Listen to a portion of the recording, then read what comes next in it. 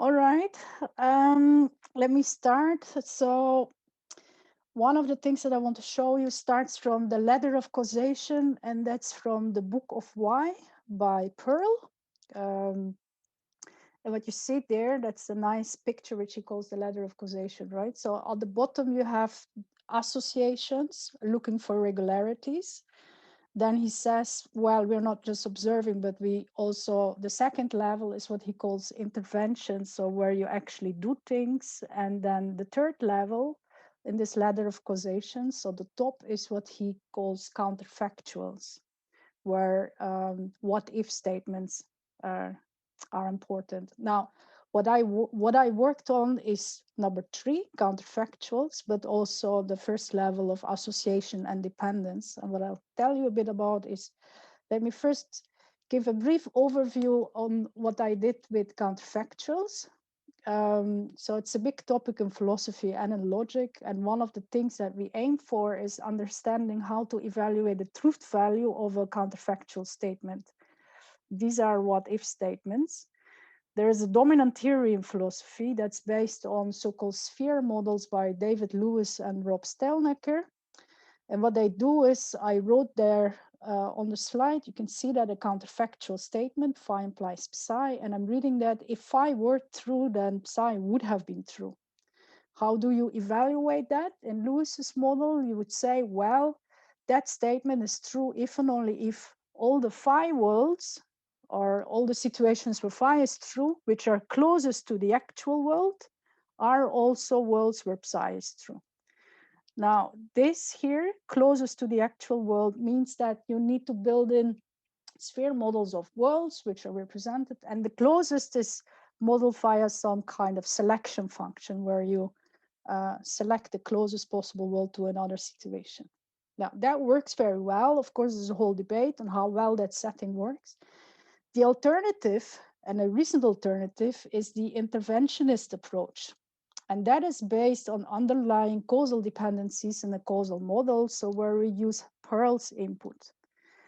Now, there's a debate on doing so because we can find examples where we intuitively evaluate the sentence as being false, but the interventionist approach would evaluate them as true.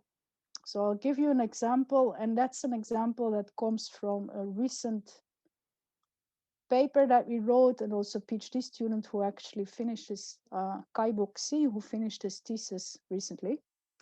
So an example would be this.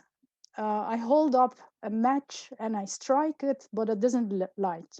And then I say, if the match had lit, then even if it had not struck, it would have lit.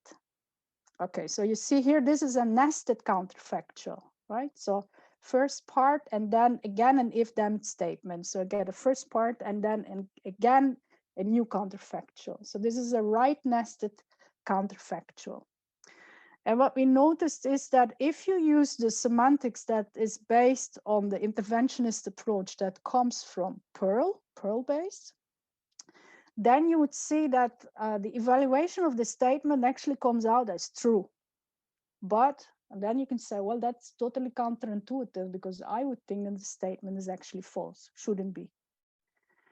What we did was of course, we did an experiment. So some of the formal linguists helped with that, and they also co-supervised with the project. We co-wrote the paper. So we did gathered linguistic experimental data to indicate that indeed the intuition here is that the semantics shouldn't evaluate that statement in the way that the interventionist approach does. Now, then you can start tweaking with the semantics, tweaking with the model. But when you're doing that, it also means that we need a better understanding of counterfactuals and of nested counterfactuals. So it's a mess, and you want at least the evaluation to match what our intuition says for a large extent, so based on experimental data. So that's one line of work where we used linguistic input on sentences such as these to evaluate truth values of counterfactuals. But if you then look at the ladder of Pearl, then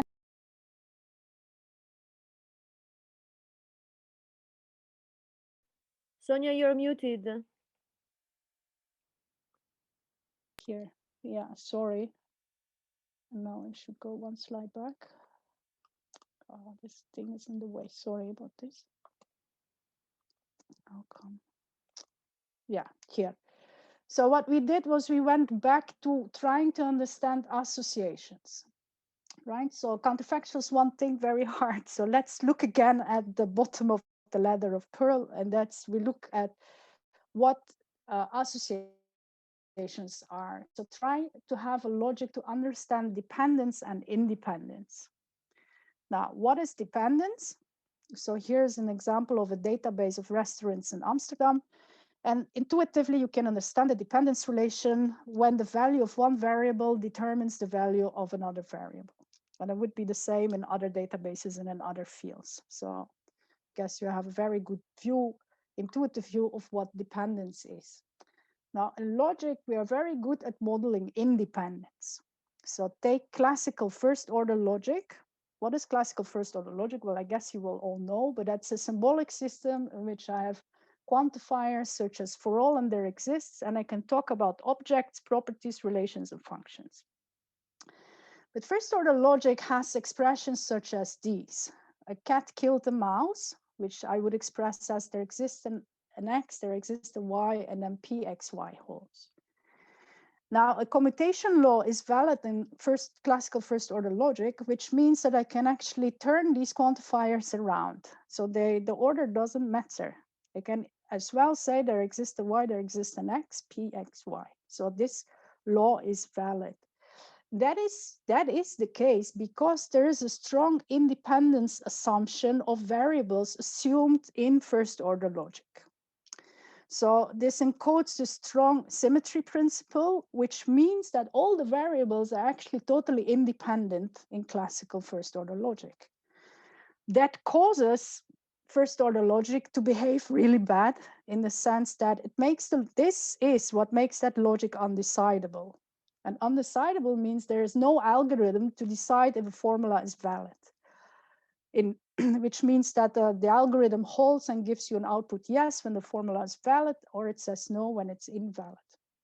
Now, that means that full independence of variables is highly unrealistic. It makes the logic undecidable. It's actually easy to treat in mathematics, but it's very hard and not well behaved in logic when you want full logical axiomatization. What you can do, and that's where I refer to very recent work by Alexandru Baltag and Johan van Bentham. So what they did was they started from first order logic, but now they allow functional correlations between the variables. So they express dependence between variables. Pearl would call it association. So you look for regularities. And you can now include in the logic expressions such as dxy, which would mean that the variables in the set x locally determine the value of the variable y. And you can also see what happens or express that the variable x determine the truth value of the value of a formula phi. So here quantifiers get a different meaning, and you can block this commutation law that we had before. Now, what we see is that this logic of functional dependence is actually very well behaved because it is a decidable logic. So this is a very nice logical system to talk about dependencies. Now, you would say dependence is not yet causal dependence. Functional dependence and causal dependence are different things. And that is true. So that would be a next step. They mentioned in their paper that adding function terms can actually link it to a logic for causality that Joe Halperin developed. You can extend the logic with a dynamic part to talk about interventions. But if you look at dependence itself, then we see that dependence appears everywhere. So it appears in many fields: natural language, metaphysics, social choice, also in AI for the logics of agency. Now, I hope I have still a few minutes. I don't know, one or two. You should be over time already, but conclude. Okay. So one example, so I'll give you this and then I conclude. One example of dependence that I looked at is to model it in a logic for agency. So where I adopt an in epistemic knowledge-based interpretation of what dependence is. So here, dependence dxy would mean that an agent X knows at least as much as an agent Y, or a group of agents X are epistemically superior to a group of agents Y. So you have a whole logic of epistemic superiority that expresses correlations between knowledge of agents. That's very nice logic. It's also fully decidable. You can do a lot of things with it, but let me get to what else we want to do in the future. So extend this logic of functional dependence that my colleagues worked on to model causal dependence. In epistemology, there are causal accounts of knowledge that are very interesting. They have not been formally modeled, so that would be a challenge as well. Formal learning theory, you can talk about learnability, knowledge of or about causal dependencies. And then I have some work on quantum foundations. So looking at quantum correlations and causation, I didn't do it yet, but that would also be very interesting. Okay, so now I'm totally over time. Sorry, thanks for your attention. Thank you, Sonia. So, a good start with very sophisticated problems on the formalization of causality.